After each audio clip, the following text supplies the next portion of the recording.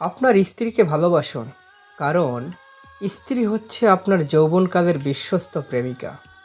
যখন আপনি বয়সের ভারে একটু ভারত্ব হবেন, জীবনের মাঝামাঝি সময়ে চলে যাবেন, অর্থাৎ জীবনের মাঝামাঝি সময়টা যখন আপনার উপরে অনেক দায়িত্ব, অনেক চিন্তা থাকবে, ঠিক সেই সময় আপনার জীবনের সর্বোত্তম বন্ধু হবে আপনার স্ত্রী।